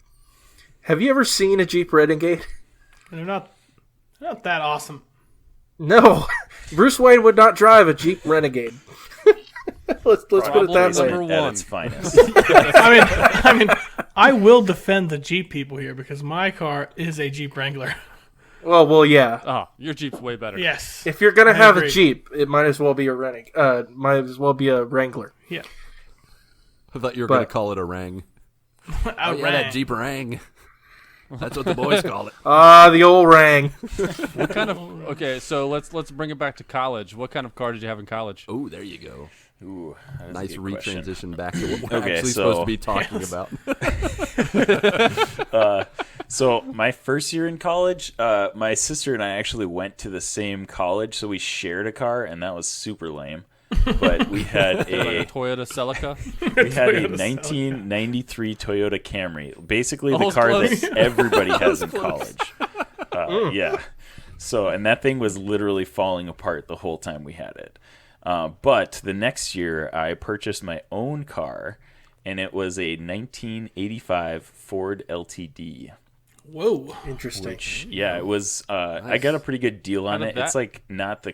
I mean, it's a pretty cool looking car. It's kind of like your typical, like, okay, cool looking. I'm gonna that's a preface boat. that. Yeah, it's a boat. It's a boat. That's and I immediately kinda- what came to my mind was boat. right. Yeah, it's a large car. So by cool, I mean... Yeah, You and will survive the a only car thing crash that 100% of the time. right, yeah. will destroy every It other had car. like, it was way before they started making car parts with like plastic, like, the hard plastic and stuff. Like this thing is all metal. Like it probably weighs a good ton maybe or something like. Yeah, I don't know like what 9 cars miles weigh, to the but gallon.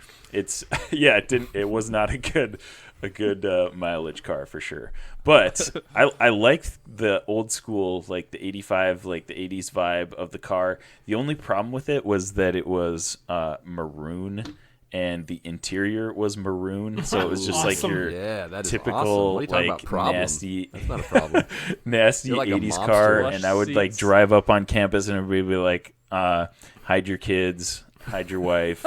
Here comes the 1985 Ford LTD Purple with people with the maroon." mobile. Here comes that guy interior. selling drugs again. right. But yeah, that actually was a pretty. I liked that car a lot, and I drove it until it died on me. So that was my main college car. Nice. Well, I had a '97 blue Grand Am, Pontiac Grand Am, V6. 97. Weren't you in college in 97? That's like a brand new car. No, thank you very much. I started college in 2000. It was a 3-year-old car. But I did get it when I was, I was 96 because I got it when I was 16. So I got it in 98. So it was 2 years old at the time. And then I took it to college. Nice.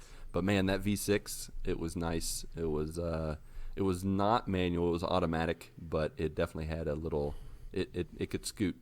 And it could also chew through brakes. And so I quickly realized after my freshman year of college that I could not afford it. And so I sold it. I think I went a year without a car, and then I got a, 97, 1 year later, a 97 Toyota Corolla. And that was the last year of the very, early 90s look that it had. It was not a pretty car, but man, it had great gas mileage. I got 30-some miles to the gallon. It was very economic. My family was very proud of me. And thankfully at that point I had already, gotten engaged to Mindy, and, I'd already kind of made the commitment so she couldn't run away from me. She already said yes, basically. Yeah, she already said yes. No going back. No take backsies. So that So was my- speaking of economic cars, my high school or my college car was a Ford F-250 Super Duty with huge tires, and it was lifted and everything. Economic. 50 miles to the gallon. I wish it got 15 miles to the gallon. No, it was lifted. I put the lift on it. I had big, huge tires on it. Like it hummed when it was coming. Like if I came up behind you, you knew it was there. It was like. Okay, was it annoying having a truck in college though? Because weren't you the guy that everybody talked to move their stuff? The thing is, when you lift your truck up so high and put big enough tires, it renders it useless as an actual truck, really. It's no good Now anymore. that's thinking. That's thinking. That's what I'm talking about. I remember in college there would be the big snow piles they would scoop up in the corners. I just drove up on top and parked on them. But it seriously got 9 miles to the Make gallon. my own parking So- spots. Yeah, I believe Nice. that. I got 9 miles to the gallon, but I lived at home and I did not care. Nice. There you go. So Nice. Well, for me, I had a car that could fit in your truck. I had a 2003 Kia Spectra hatchback, and it got me to and from home to college, and that's pretty much all I used it for. Yeah. Just yeah, 15 miles every day, and that's all I needed. I needed a car that got me from point A to point B. Man, you Didn't guys need a had flashy car.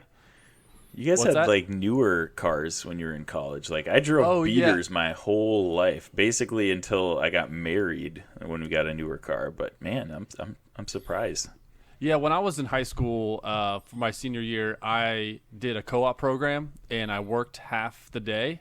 So then when you're in high school, you're living at home. So I had a lot of money saved up and I needed another car because at the time I was sharing a car with my brother and I needed my own car kind of thing. So I wanted to get a reliable car because the car that we had was just one of those. It was a 1985 Oldsmobile Cutlass Supreme. Oh, or yeah. something. Nice. Yeah. It was. Gotcha. We got it from our grandpa that had come in from Pittsburgh, and he didn't need it anymore. Couldn't drive, so So we had that. But yeah, I needed a car for myself, so I wanted to get a new car, not a nice one, but a new one. Yeah, newer. Gotcha. Yeah. Nice. So my vehicle of choice was a Razor scooter because I did not have a vehicle Yeah. throughout my there college you go. career. Scooter. Yeah.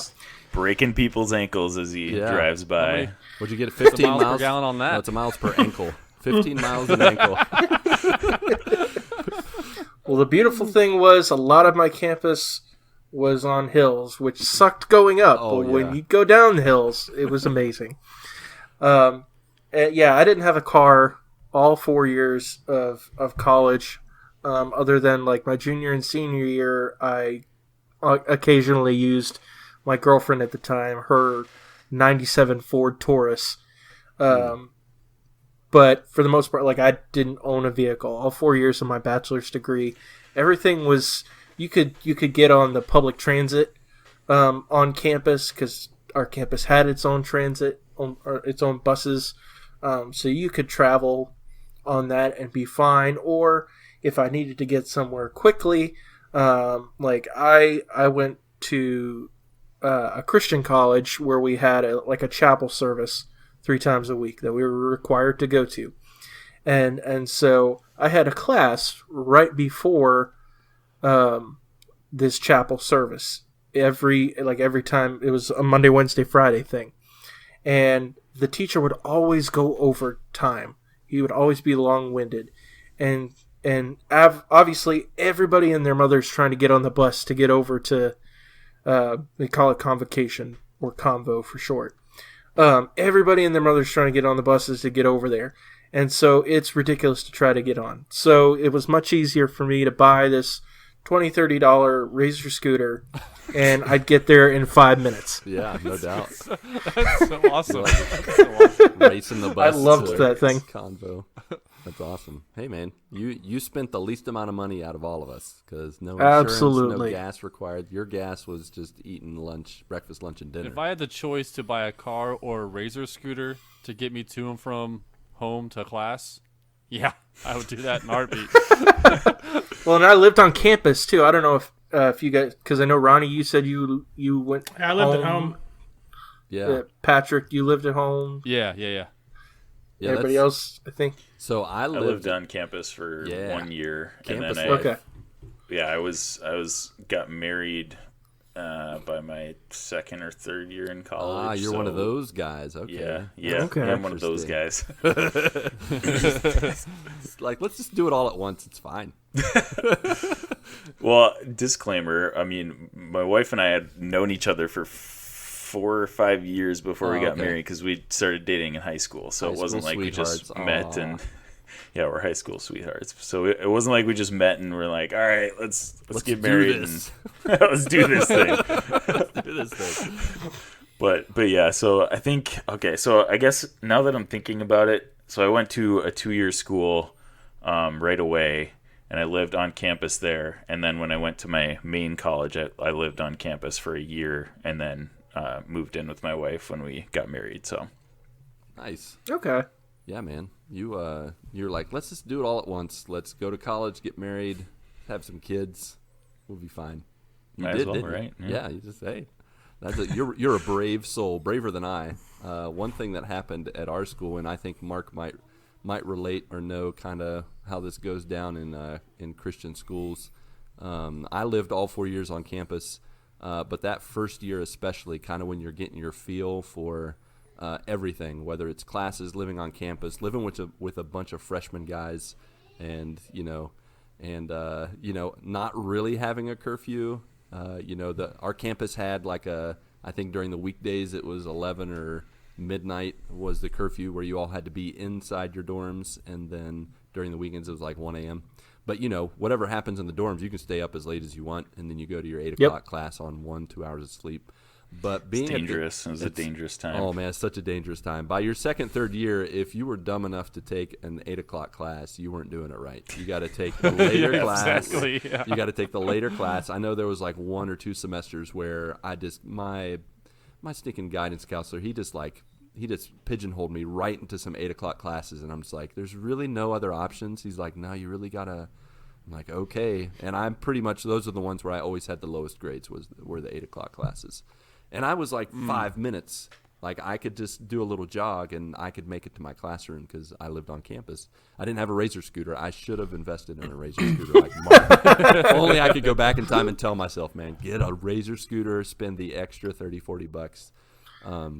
I will point out to you, I was actually ahead of my time because they actually on campus now. Yes, I was a pioneer. Yeah, because they're like, isn't that for kids? No, That's in his intro next week. That's where it's at. No, let me tell you what though. Like now, you know how I don't know if you've seen in like major metropolitan cities where like Uber and different other companies they actually have scooters that you can pay You to Ubered rent. someone on the back of your scooter? You put some pegs on it? Why, no, Patrick, that's not what I'm saying at all. You must have strong Pegs on the calves. scooter. Pegs. Oh my gosh, I haven't heard the word Uber, pegs guys, for a back long in time. college. No. Oh, okay, that's where my Oh, mind never went, mind. We thought you were a pioneer. Yes, Mark. it is. sorry. Yeah. No. So Uber and other companies like that have actually stretched out from instead of just like taxi riding and stuff like that.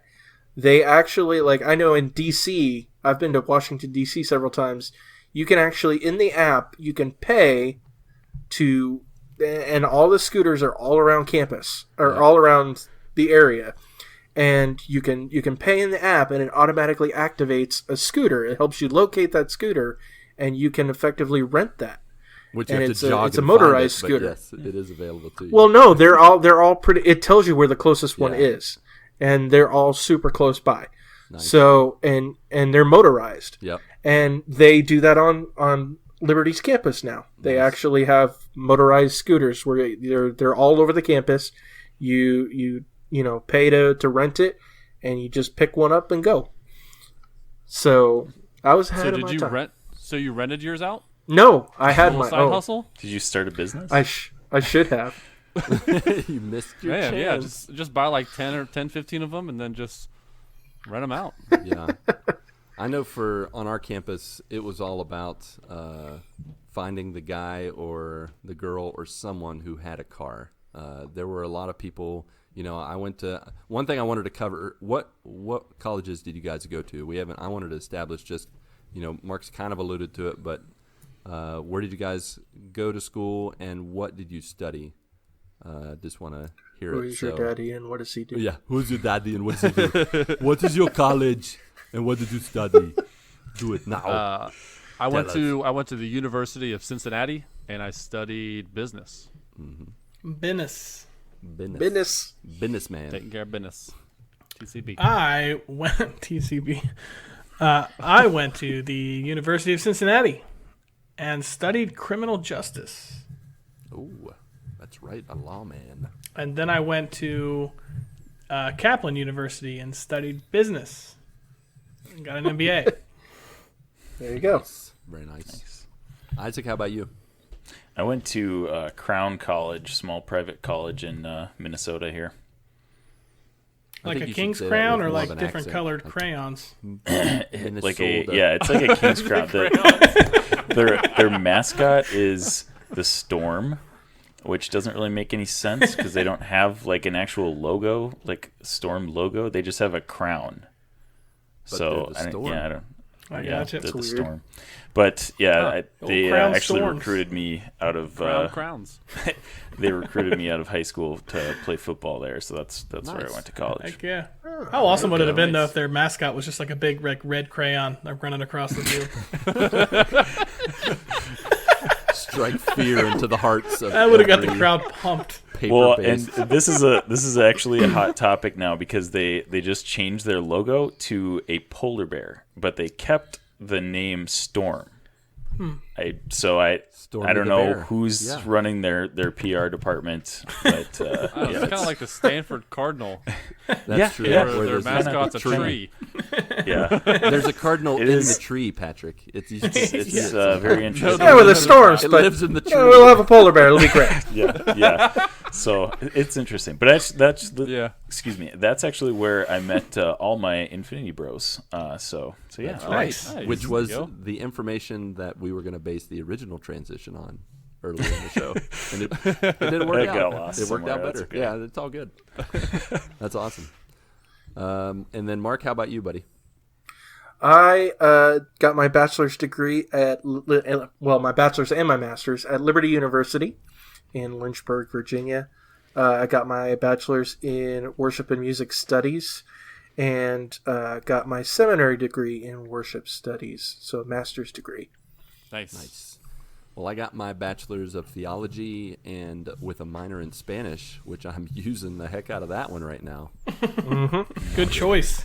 Yeah. Good choice. Yeah. I got that from Mount Vernon Nazarene University.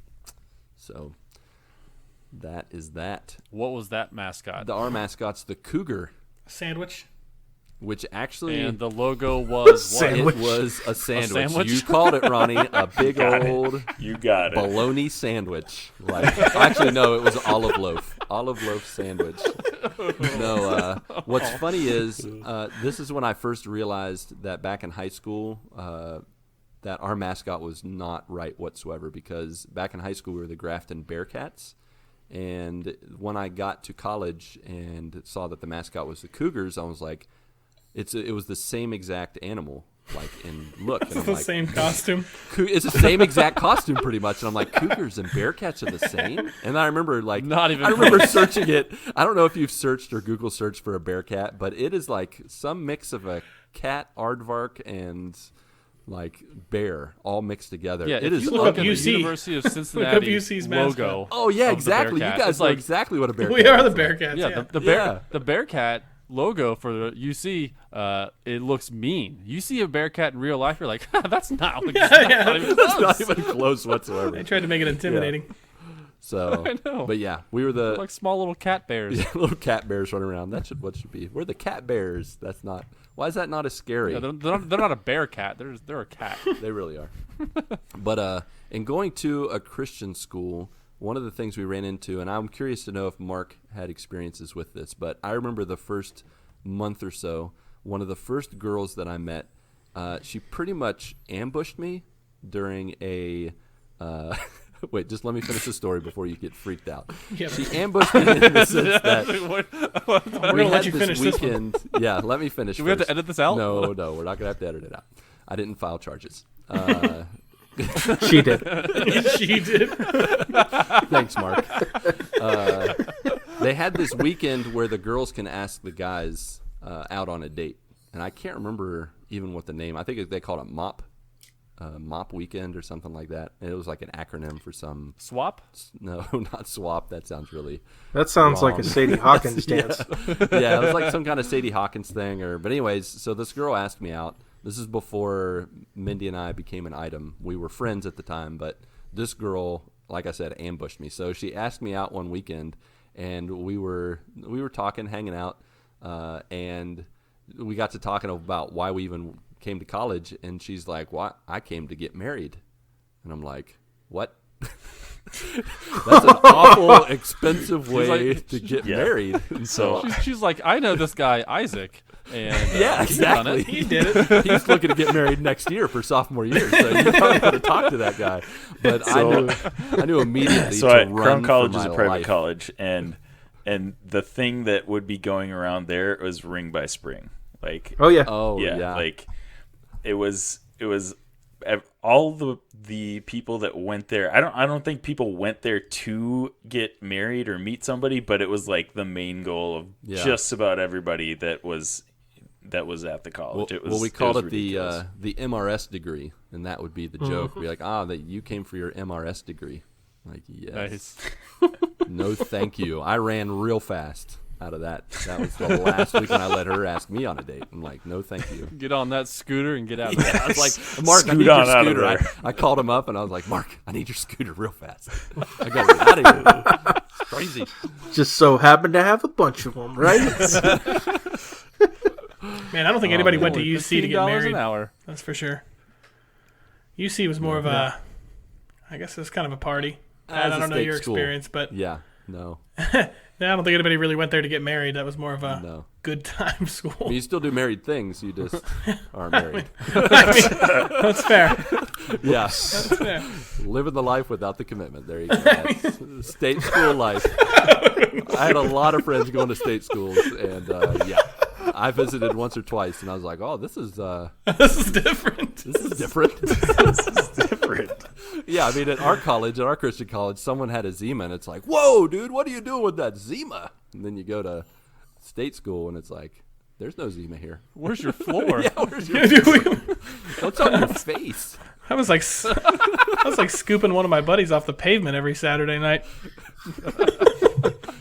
Oh man! Speaking of crazy moments, do you guys have any kid-friendly-ish, or maybe change the names, some of the words, Change the everything. change the everything? What are some of your craziest moments in college? Because that's what college is all about, isn't it? Like going out on your own and doing crazy stuff. I mean, you guys, even though you guys lived on, some of you guys lived at home, you still had the opportunities to do a lot of crazy stuff. Being in college, there's a little just extra freedom and stuff. So, what kind of crazy stories you got to share? We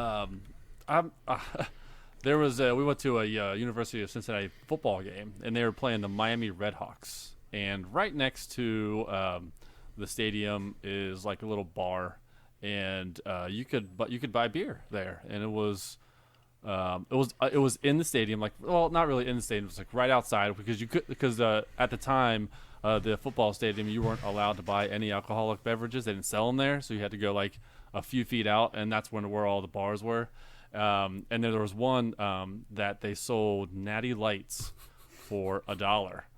And when you're in college and they're selling stuff for $1, you're like, all right, and it got dangerous. It got dangerous. I can imagine. But that was also the same game where Ben Roethlisberger played for the Miami Redhawks, and he came into town, and I actually saw him play. He murdered us, but He was just preparing you for the future.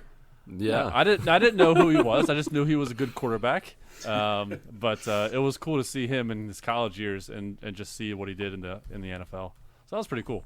Nice. So I have a story that is not necessarily family friendly, but I'm just going to leave the unfamily friendly parts out of it. I remember this was actually. Was I a freshman in college? One of the guys that graduated above me, one of our buddies, he actually got a scholarship to go to UC and throw shot put. So he was his dorm was in like the sports dorm with everybody, with like the football players, like they had them basically all together, like all the athletes. So we went up there for like a party one time. And I've met you guys, like you guys know, like I'm not like a small individual, but these people in this dorm were the largest gathering of people I've ever even seen. That was like a completely different species. So that weekend, apparently like some Michigan State football players, like there were like 3 Michigan State linemen that were down there for a party. They were the biggest human beings I've ever seen in my life. Like these guys were like ducking to get in the door and like turning sideways also to get in. You know what I mean? Like it's like where I'm walking around like we need to get out of here. Like, this is not good. We need to not be in here with these. Like, they shouldn't have let these people out of their cages. Like, this is horrible. But yeah, it got really, really crazy down there. And there are large people. So it was the first time, I was still freshman in college. Like, bulletproof, baby. Like, shooting finger guns everywhere. And I was like, doing the Saturday night exactly, Spider-Man strut down exactly the right. street. Yeah, we can't get hurt. There's no problem here. But I was like, yeah, we need to get out of here. This isn't safe. But yeah, so I won't go on the rest of that night and how crazy it got, but it was fun. We believe you. Probably got crazy. Yep. So, being at a Christian university, Come on, give us the craziness. there really wasn't very much craziness. Everybody making purple. You weren't hanging out with the right people, Mark. Yeah, I guess not. Or he was. Or maybe he was. Maybe I wasn't hanging out with the right people. But one particular memory that just came to mind, and I don't know why this one, but here it goes anyway. So one of my dorm buddies, I had been trash talking him earlier in the evening. And so I was sitting there at my desk in my dorm room. I was just playing on the computer or whatever. Either playing on the computer or playing Halo or something. I don't remember. But all of a sudden, I see out of the corner of my eye, the dude walks in, and he immediately pulls a Captain Morgan on my desk. Uh-oh. Completely naked. I thought that was implied. Oh man, that's a dorm buddy right there. That's college in a nutshell. Basically. Yeah. Yep. Now, this isn't my crazy story, but it's related to what you said, Mark. I remember one time it was a weekend when a bunch of people were away. 3 out of the 4 years of college, I lived in the freshman dorm because I'm an idiot. I was a resident assistant for 2 years, and my first year there, me and another resident assistant, we were there, and there were only like a handful of freshmen still around. And the one guy got this great idea to take the one of the stall doors in the bathroom and block off the shower room, and he proceeded to make a sauna out of the shower room and totally flooded it. Totally like got the water up knee high and hot and steamy, and we just had like a Roman bath spa time, just hanging out, a bunch of just like pretty much Captain Morgan dudes hanging around, just talking, shooting the breeze. It was quite the experience. Oh man, that's great. All right, Isaac. All right, I got one. So I went to a really, really small Bible college for 2 years before I transferred to Crown. And at this Bible school, I mean, it was tiny. I think there was like maybe 25 or 30 people in my class. So really small. And so I got to know everybody really well. So me and a couple buddies, we got jobs at me and a couple of guys had a job at an Office Depot warehouse. And a different group of guys had a jobs at a gun warehouse that was nearby. So we would basically, we had class from 8 to noon in the mornings, and then we would work the rest of the day, basically. So on our way to work, we would race because we would take like 2 or 3 cars, with all the different people going, and we went in the same direction for about half of our commute. So we would kind of like race and do dumb stuff, like throw stuff at each other while we're like driving and stuff like that. Just dumb college kid stuff. But there were a couple times where if we were doing it at night, it would get like actually pretty bad. Like I remember there was one time where there's this 2-lane kind of road with like a median in between, and we'd be kind of doing the race thing, and my buddy was in his I believe it was like a 2009 Ford Mustang, and my cousin, who I was roommates with, he was in just his, I think he had a Mitsubishi Eclipse, so it was like a pretty sporty car as well. Mm-hmm. And they would always go back and forth, and my car's better, your car's better, blah, blah, blah, blah, the stupid stuff like that. And we would get into it and like race a little bit. And there was one time that we were coming back from work at night, and there was nobody on the roads at all, like 0 people on the roads. And we were like, oh no, this is going to get bad.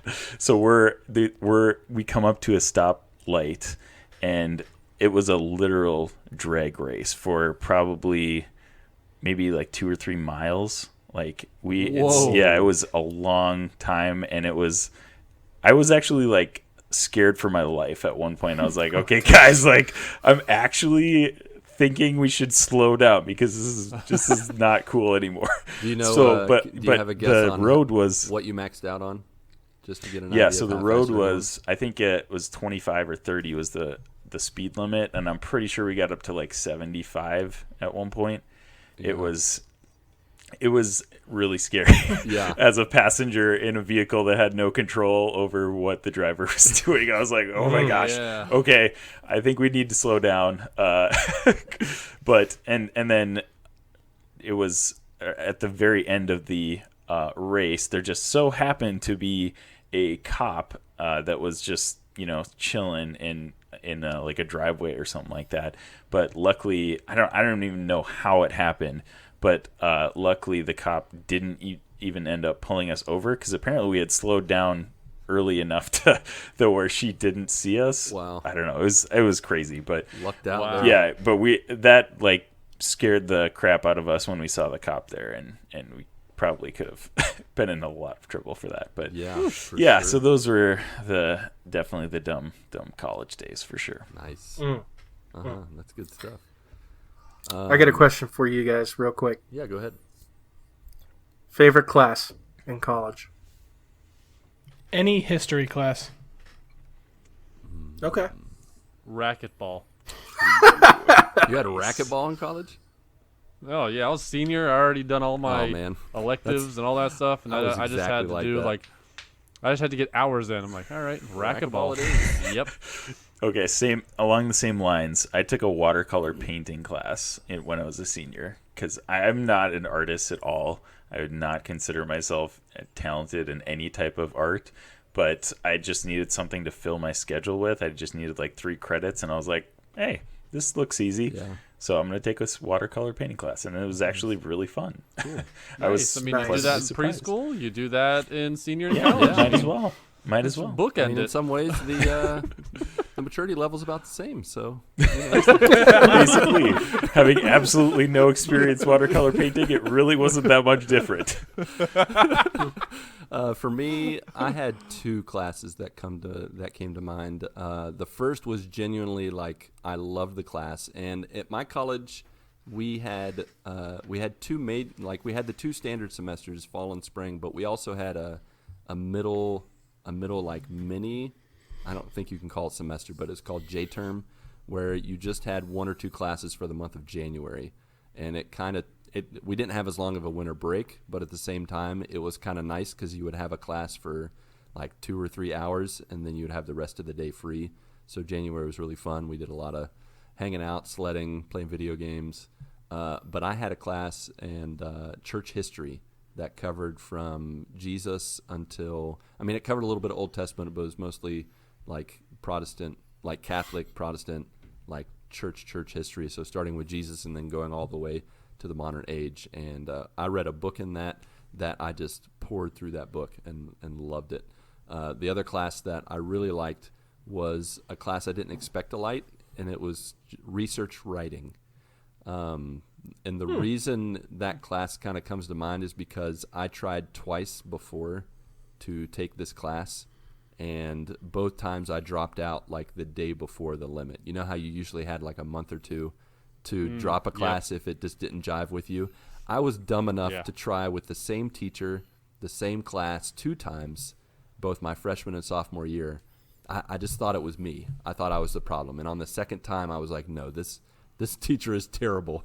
He was one of those teachers that's like, the only way you're going to get an A is if you go above and beyond my expectations. If you just do what I ask you to do, you're going to get a B. And I'm like, well, forget this. I'm not called to be an English, author, writer, whatever.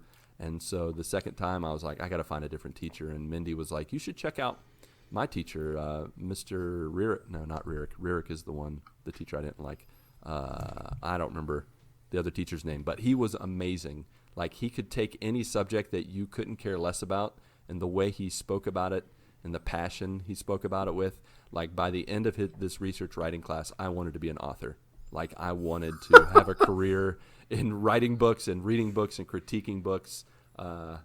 Just his appreciation of story and the power of story and just everything was just, it was amazing. And so that was probably one of my favorite classes for sure. Gotcha.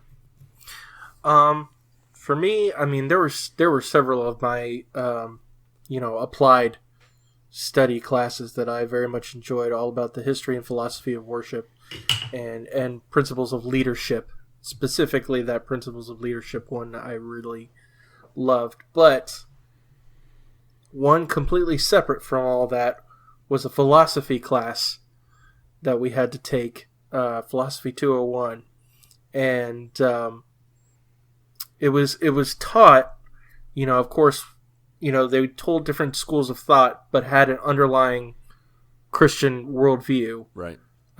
Looking at those particular schools of thought in terms of philosophy. But my favorite part was that there was actually a portion of the class where they actually used the movie The Matrix as teaching material. Nice. Now, and we actually watched The Matrix in class. Now, granted, Christian school, heavily edited version of The Matrix. But still, it was awesome to be able to really dive into some philosophical themes and reflect that off of, okay, how can we look at this information from a Christian perspective and all that kind of stuff. So nice. Yeah, I also enjoyed the philosophy class. That's another class that came to mind. I really enjoyed the challenge of the debates that we would do, and we talked about all kinds of stuff, whether it was, just talking about everything from the Bible to day-to-day life, arguing or discussing that. So it was really cool. Real quick, I just wanted to note the crazy stuff that happened at our school. Some of the things I missed out on. I had 4 friends that decided one night to go sign stealing. I was working at Pizza Hut at the time, and I thankfully missed this, but pretty much by the end of the night, they had successfully stolen a sign because one of my friends' last name was Huffman, and they found a Huffman Road sign, and they chopped it down. And they were driving back in our friend's van, and his tags were expired. And right when they were pulling into the college, the police pulled him over. And when the policeman was coming up to talk to the driver, he shined the flashlight. They had a blanket over it, but I think like a part of the sign, it was a huge sign. And they couldn't just get the sign. They got like half the post when they chopped it down because it was really tall. And they totally had to go. Like, they didn't get arrested, but they got taken to the station and heavily fined. They had to do community service and all that jazz. But okay. Oh, what were you going to say, Mark? I was just going to say, I remember every year, like Christian University, again, so they would always around Christmas time, they would set up a nativity scene, and inevitably, every year, somebody would steal baby Jesus. Oh, well, I mean, every time. He's the answer to everything. You need Jesus in your life, so you might as well steal it. And that rolls into the real craziness. The craziest of the craziest things always happened after midnight at our school, and that was because the thing to do were security runs. And that's pretty much when you wait till an hour or two after curfew, when everything's settled down, and you see how long security can chase you around the campus. And so these guys had little golf carts, but none of them were trained like I don't know.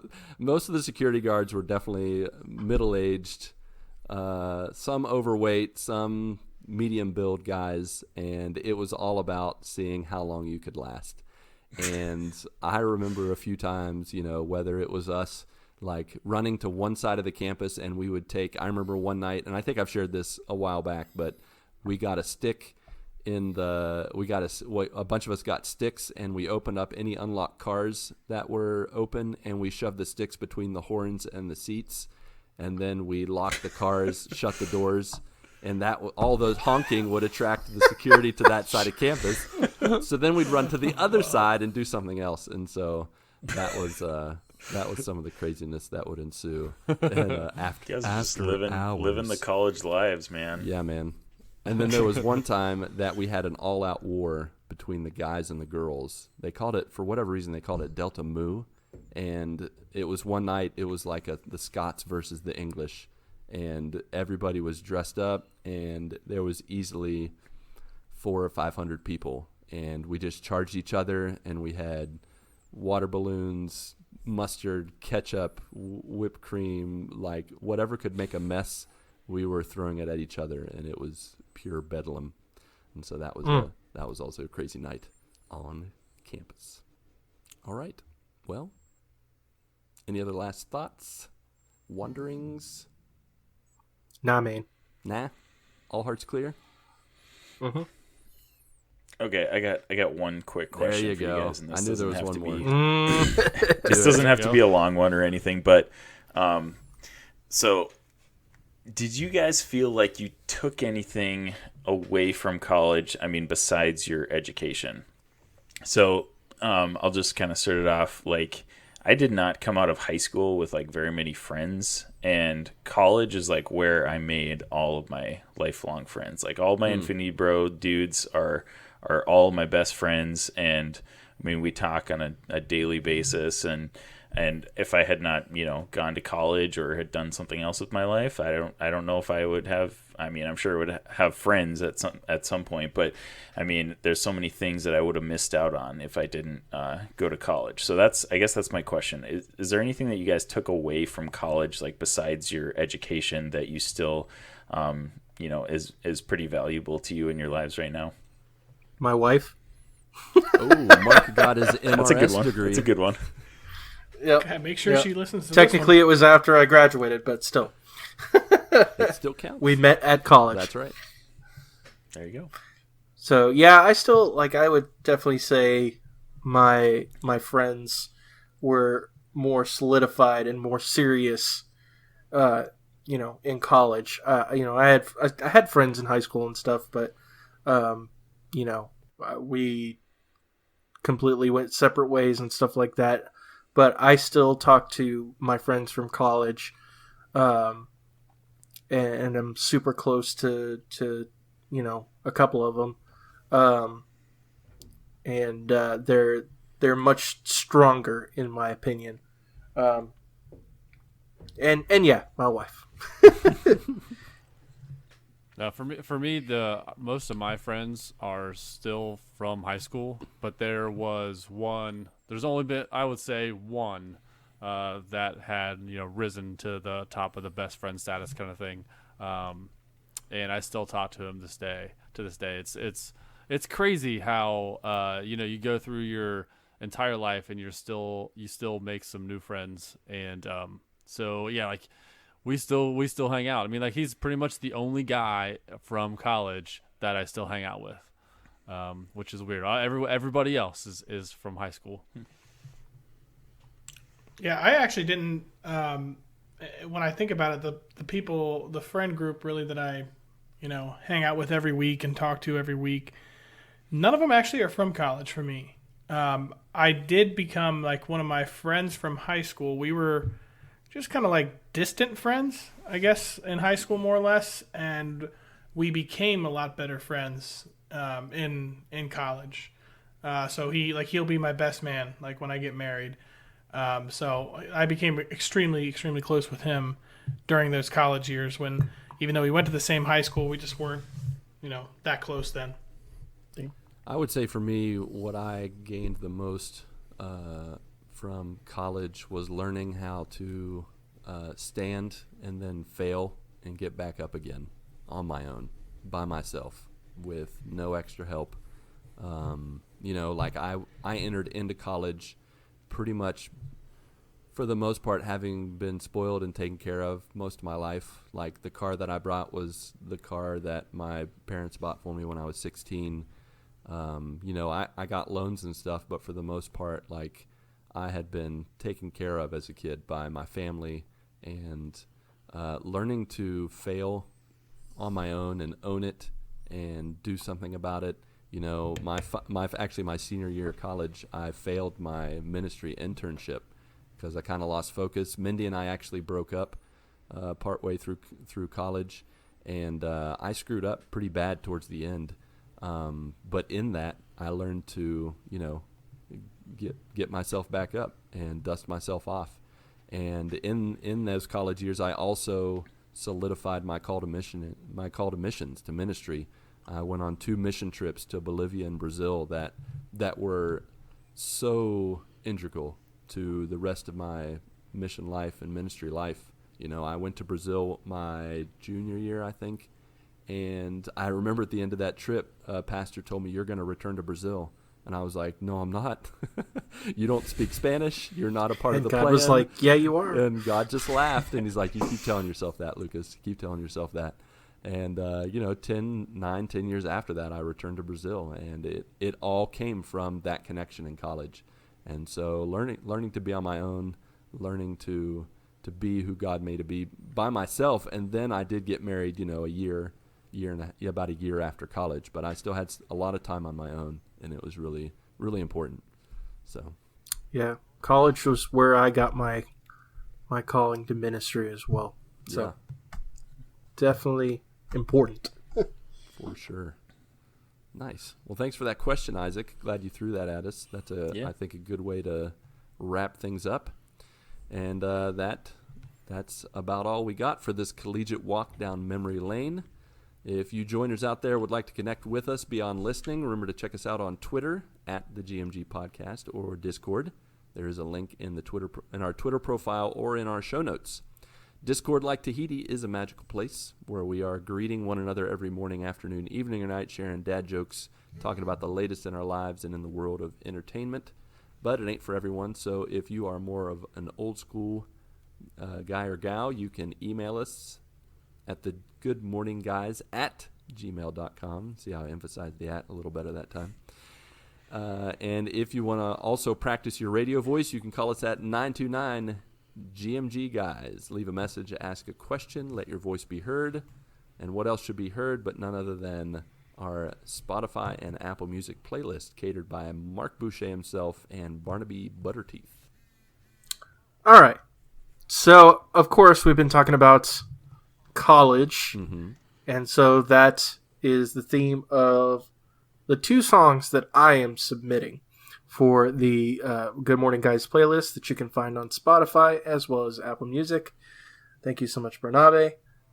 So the two songs that I am submitting are the song College Kids from Reliant K. I was just thinking about that song. Dude, nice. And also the song Campus from Vampire Weekend. So if you have not heard those songs, check out the playlist and you can listen to them. Now, Isaac, I have not prepared you previous to recording this, so I'm putting you on the spot. Yeah. Pop quiz, hot shot. Is there a song, and keep it family friendly, sir? You gotta watch out for that, Isaac. Is there a song that you would recommend adding to the GMG morning playlist? Oh man.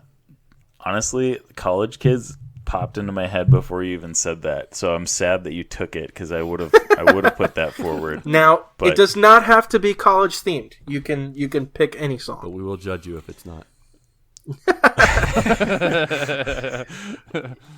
You know what? I don't know if this is already on the playlist or not, but somebody, I think it was you, Mark, you mentioned Sadie Hawkins' Dance way back earlier in the episode. So Sadie Hawkins' Dance by Reliant K as well.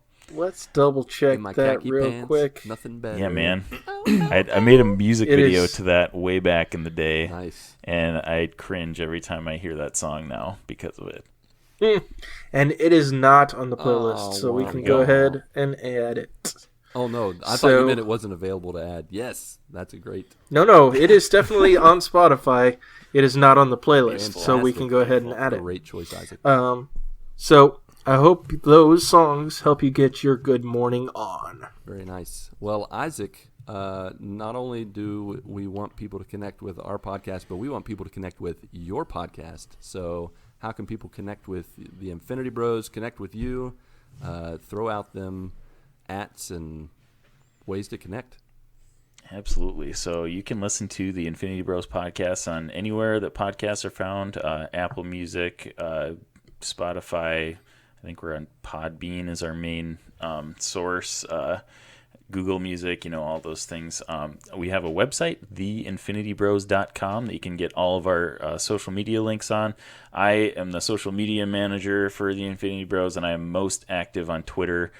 So if you want to connect with us, you can definitely check us out there. We also have a Discord that all of you guys are in, which is awesome. And any time that we are able to get people involved in the conversation, we love that as well. So any way that you can check us out, theinfinitybros.com is our main source. Yeah, if you want anybody to be the master of liking in your life, you need to friend up with Isaac, because I tell you what, I feel like every time I post something, the first person who likes it is Infinity Bro Isaac. I like to give Isaac people Holistic. support, you know. You do. You're a good guy. You're a very good guy. So you have the GMG seal of approval. Faux show. Yes. Stamped right on my forehead. GMG approved. Sweet. All right.